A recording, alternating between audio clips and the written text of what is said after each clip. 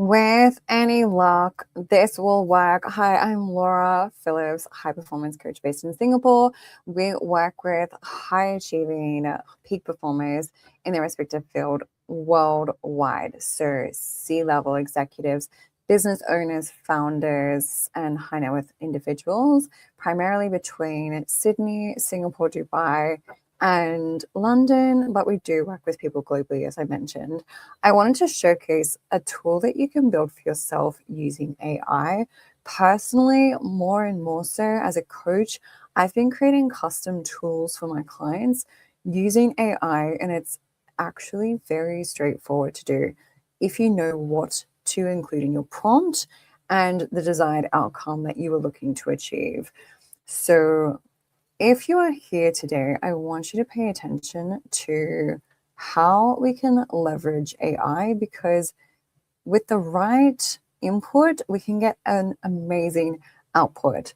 And again, we can get completely customized tools based on your needs, your goals, which can help us to identify your blind spots, which at the end of the day, that's the purpose of technology after all.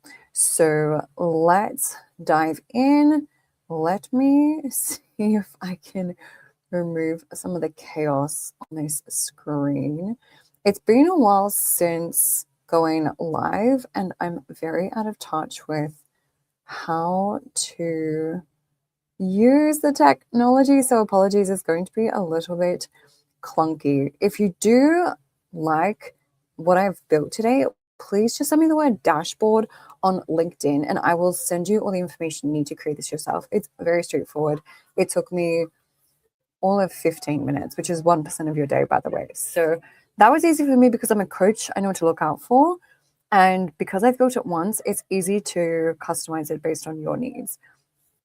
If you can see my screen, which I hope you can, if you cannot, please tell me in the comments. But assuming you can see my screen, to my left is a health compliance dashboard. Now, these are the fundamental skills and habits which I want every single client of mine to build. Until you have established these habits, there is absolutely no point in trying to tweak or adjust or make your approach more extreme. And this is why people really shoot themselves in the foot. Extremes kill dreams, because extremes are extreme because they cannot be sustained. Now, high achievers are great at sustaining extremely chaotic lifestyles. They're on 14-hour flights every other day of the week. They will work 14, 15, 16-hour days and have been doing so for quite some time. They have tremendous grit, which is passion and perseverance, and that's why they are where they are. However, when it comes to building healthy habits, it's simply not the same. And so these habits are really foundational and serve as that undercurrent to anything that you layer on top of that. So until these are established, honestly speaking, another diet won't fix these problems. A more extreme approach won't fix these problems. 15 more minutes of sleep won't fix these problems.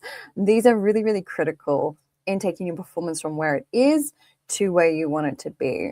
And these are the gaps we want to fill and plug before we actually change anything else. Because without this data on how you're performing in these areas, we're throwing spaghetti at the wall and hoping that something sticks. Now, you know you don't have time for that because you work 14-hour days. You travel every other day of the week. You have back-to-back schedule. You don't have time for guesswork. And so why would you guess when it comes to your health? That simply doesn't make any sense. So with these insights, we can make much more tangible and informed decisions, because this will highlight to us where you're performing well and where you have the most room for growth and improvement. So to my left, you'll see what I like to track now with my clients. These, again, are the fundamental and foundational habits that we're looking to build upon. So we're looking at sleep. So sleep is really the first big domino, because from there, your blood sugar management is much, much better, which means you're going to have fewer sugar cravings. You're going to have better cognitive output. It means that you're going to feel more inclined to exercise. You're going to have more energy to exercise, which is helpful when exercise is already challenging to fit into a busy schedule. We then go into steps. Now, beyond 7,000 steps a day, your life expectancy doesn't actually change. Your quality of life doesn't actually change, not statistically speaking, okay? So if you're currently doing 2,000 steps a day, let's get that to 3,000 and 4,000 and all the way up to 7,000. Now, no harm in doing more than 7,000 a day, but really we want to get this to become our baseline. For some people, that's going to be a 6-month project. For other people, it's going to be a 24-month project. And some people easily hit 10,000 steps a day. If you're watching, thank you for watching. Could you let me know if audio and screen share is okay? Because I have no way of telling. I am really relying on you right now. So no pressure. Stranger, kind stranger, but if you could drop me a comment, that'd be super helpful. Thank you. Outside of that, if you cannot get more steps, sometimes it's just easier to stand. So for a lot of my clients, I encourage them to stand during the day when they can't really walk anywhere. Because if you're in back-to-back meetings, getting those steps in is not so feasible. However, standing is naturally going to elevate your heart rate by 10 beats per minute. And that's still more work for the heart, which short term is a great thing because the heart is a muscle and we want it to be nice and strong, of course. Following standing steps, we have water intake, which, if you're like my clients, that's a challenging one.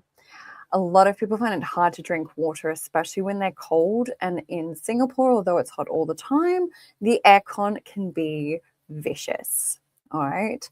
A lot of people, again, are in back-to-back meetings. Water becomes a bit of an afterthought, and they don't always have the time to run to the kitchenette, the water cooler to fill up their mug or their cup. And so water intake for a lot of my clients is a very, very challenging one. In Singapore, again, with the climate in mind, the humidity in mind, and for my clients who are active, my recommendation is 4 liters a day, because here's the thing: for every 1 liter you lose through sweat, you need to replace it with 2. It's not a 1-to-1 ratio, it's actually a 2-to-1 ratio. And let's face it, in Singapore, you could easily lose over 1 liter of fluid if you were to go for an outdoor run, even at 7 o'clock in the morning before the sun is really up. That's how humid and hot it is. So very mindful that we need that water, we need our electrolytes, and we need to be having hydrating foods, which are made up of water. So I'm talking about cucumber, I'm talking about things like watermelon, really water-rich foods. From there, protein. Now, if you want to get lean, if you want to lose 5, 10, 15 kilos of fat, if you want to get more muscle definition, if you want to get stronger, now who doesn't want at least one of those 3 things? You need to eat more protein. And this is where most of my clients have the most room for improvement, because they barely eat 1 gram of protein per kilogram of what they weigh in a day. So if you're a 60-kilogram female, chances are you're barely getting 50 grams of protein a day. Now, that simply isn't enough to build muscle, nor is it enough to keep the muscle that you've worked so damn hard for in the first place.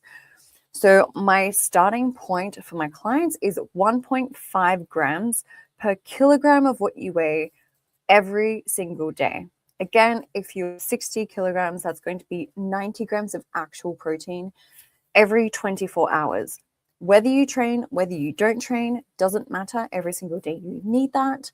You're going to notice that your sugar cravings go down. You're not going to feel like that 3 p.m. snack or that sugar, craving come out of nowhere. You're going to feel fuller for longer. You're going to recover faster from training. You're going to get stronger faster, and you're going to get leaner, because at rest, if more of you is muscle mass, it's going to be easier to burn more calories, because protein is so metabolically demanding. That means the body has to work really, really hard to have that muscle and keep it.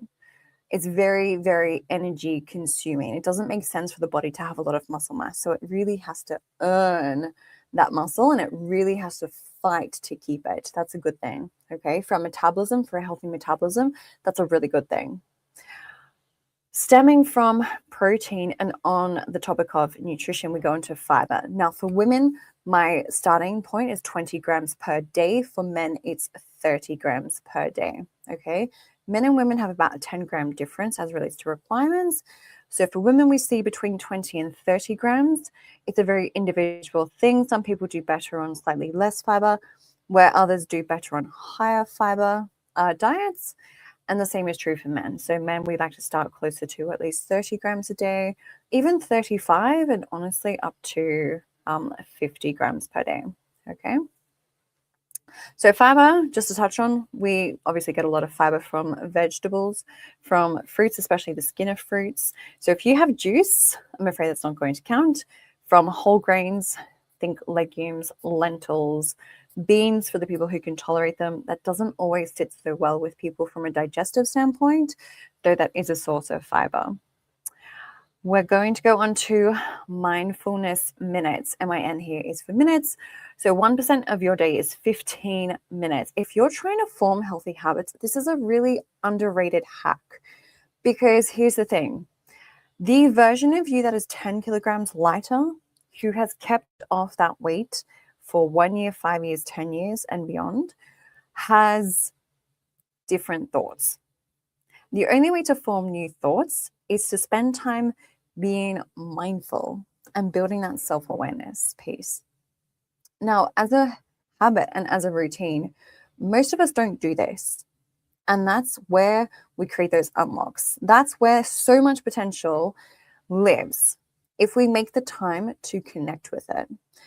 Now, mindfulness can look different for different people on different days. This could mean going for a walk in nature without AirPods, without listening to anything, and just being present within your own self, letting thoughts come up, letting feelings come up, wash over you, etc., and just taking a moment to take them in and connect with them.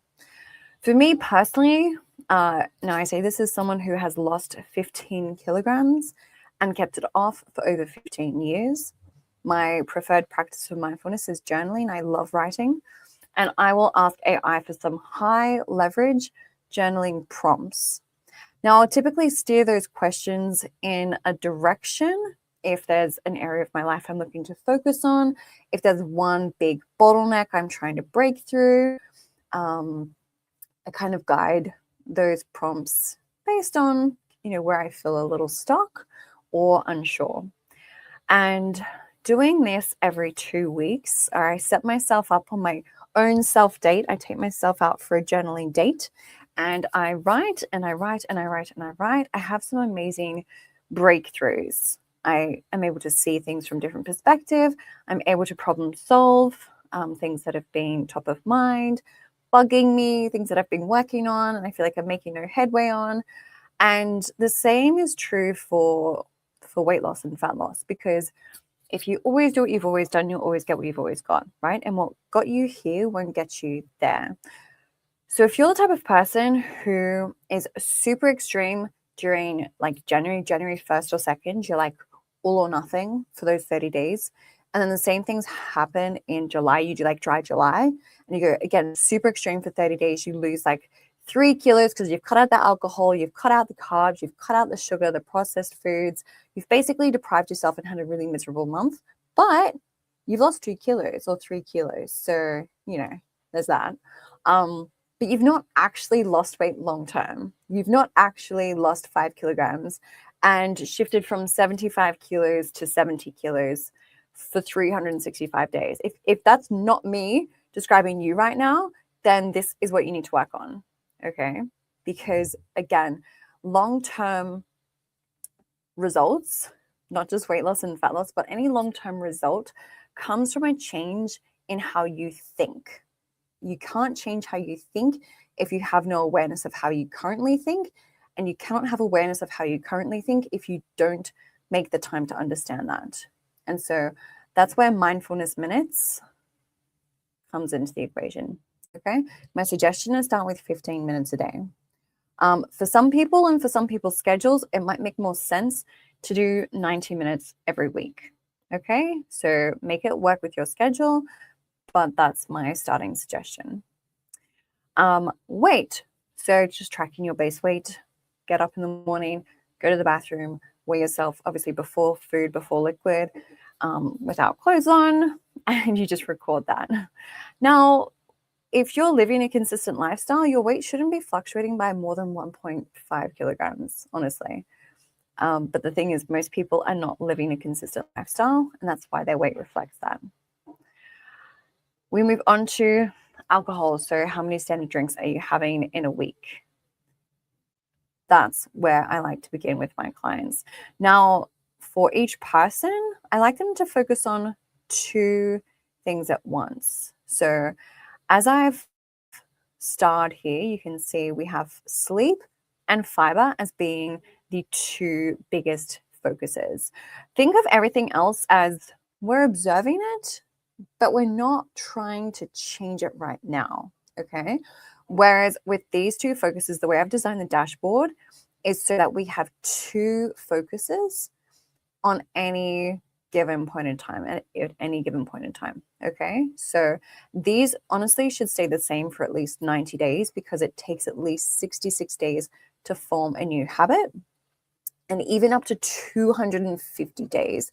So for every quarter, I like to have 2 main areas of focus where we're trying to build healthier routines, healthier pre-bedtime routines, getting to bed earlier, waking up feeling more refreshed, not using technology as much before bed, wearing the blue light blocking glasses, putting the warm screen on for our MacBook and on our phone, on our iPad, changing the color of the light from that like awful blue to the yellow, taking our magnesium, taking our GABA, our L-theanine, etc., etc. They're just some ways that you can improve your sleep quality. And then for fiber, that honestly just looks like eating more vegetables. So adding more veg to your lunchtime salad, for those of you who go out and get a salad, perhaps adding a cup of whole wheats to use as your source of carbohydrates before training. So that could mean if you're going to have a workout at lunchtime, that you're getting a cup of rolled oats, you're going to get some great fiber from that. Use that as your source of carbohydrate before training. They're just some examples of how we can achieve that. Okay, so I like to keep these the same for 90 days. They might even be the same for the subsequent 90 days, just depending on what's tracking and trending. And then we take it from there. What I love about the way I've designed this is that we can toggle between day, week, month, and quarter, as well as year. So often we shoot ourselves in the foot because we feel like nothing is changing, because life is just a little bit more chaotic than usual. Some last minute travel comes up. You forgot that there are 2, 50th birthday parties happening. And so life gets a little bit more loosey-goosey, and you feel like, I feel like I'm trying to be really aware. I'm trying to be really mindful, but nothing's actually changing that much. And chances are things have changed more than you realize. You just aren't seeing it because you're looking at it through the wrong lens, or you're looking at it through the micro lens. So micro meaning day to day. Whereas if you zoom out and look at the entire week, you see, oh, actually, I did 30,000 steps this week instead of 28,000. Hey, not bad. That's progress. And then if you look at the entire month instead of the weeks or days, you might see more progress again. So for the month of July, you might have tracked 250,000 steps, whereas in the month of May, you may have only achieved 200,000, which, 50% on top of that, that's a significant difference. Then we toggle to quarter, so Q3 2026, and then this is starting because it is July 30th today. This is starting from July 30th, but you could do the whole calendar year if you wanted to. If I started this for January, I'd have to backdate and backfill all of this data and it wouldn't look so pretty. So that's an option if you want to do the whole calendar year for 2027. But as it stands, this just reflects from today for the next year. Okay. So guys, there you go. It really makes it easy to see how you're progressing, because you may travel unexpectedly long haul the first half of the month, and you might think, oh my goodness, this week I haven't hit half my goals. And then week 2 might be the same. Whoa, gosh, I haven't hit half my goals because you had an unexpected travel come up.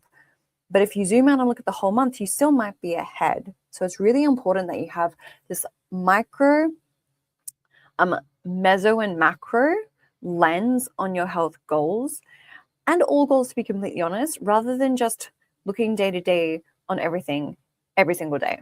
Okay. And this is how athletes treat their goals. This is how Olympic athletes, world champion athletes treat their goals. They always look at things through 4 lenses: micro, meso, macro, and all goals, to be completely honest, rather than just looking day to day on everything every single day. Okay. And this is how athletes treat their goals. This is how Olympic athletes, world champion athletes treat their goals. They always look at things through 4 lenses: micro, meso, macro, and mega. So micro meaning very, very, very, very small. That could be session to session, day to day, week to week. Meso is going to be, typically it's week to week or month to month, just depending on the sport, depending on the athlete. Macro typically is going to be like quarter to quarter, or even year on year if we're looking like at an Olympic cycle. So the Olympics being every 4 years. And then mega is going to be the ultimate goal. So that might be in 4 years' time, what are we looking to achieve at the Olympics? Okay. And with those 4 lenses, you can kind of toggle. It's a lot easier to reach your goals because you're not always shooting yourself in the foot if you don't do 3 workouts this week. If you don't do 3 workouts this week, that might be okay if you do 5 next week, 4 the week after, and 4 the week after that. Okay. What I would add to this, which silly me, I haven't, is resistance training sessions. Okay. So I'd be looking to do at least 3 hours a week of lifting weights for bone density, connective tissue health. That's your tendons, that's your ligaments, that's your fascia. Bone density, a lot of women come to me and they're osteopenic. So that's not full-blown osteoporosis yet, although some do also come to me with osteoporosis. However, there is a weakening of the bones, and we don't got time for that. Okay, we don't have time for hip fractures. That's not cute, doesn't look good on anybody. So I will adjust this. Again, if you want a copy of this, send me the word dashboard and I will share that with you. So I've asked for this as a standalone HTML artifact, which I can just pin in my browser. So you would just right click here and you would, I'm used to Safari. I actually prefer Google Chrome, but it is possible to, hang on 2 seconds. If we right click here, we should be able to pin this. So it just lives there. Every time I open Google Chrome, this will appear. It will be easy for me to find. Now this gives you a daily compliance as well, which is fun. So if we go ahead and input this, I'm going to use my actual data, by the way. So pressure is on me. I haven't looked at my sleep yet. I look at my sleep. Oh, that's not great. Do as I say, not as I do. 5 hours, 39 minutes. Okay, 5. Let's just say it was 5.7. Eek, that's not great. My steps so far today, guys, has a little bit of room for improvement. I did do 40 minutes of cardio, mind you. And I have been standing for, so far, it is 3:30 p.m. in the afternoon. Of course, PM means afternoon. So far, I've been standing for 8 hours. Easily, I've had 4 liters of water. So far, I've probably had 100 grams of protein. I have 1 meal left to go. I'll have about another 30 grams of protein today. Fiber, I would say I've had 15 grams so far. I have done my 15 minutes of mindfulness. I did gratitude journaling, and I did some high leverage journaling questions via the use of AI. We were 58.2 this morning. I've had 0 alcohol. I don't drink. There we go. So let's see. Oh no, should we redo that? 8,000, 8, 4.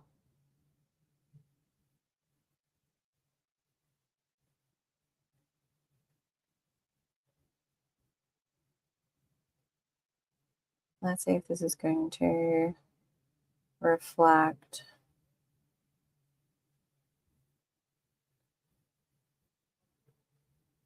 So that, there you go. Might need to stress test this a little bit further. Alrighty guys, so I hope you enjoyed that. If you want a copy of it, send me the word dashboard and I will send you the prompt for AI.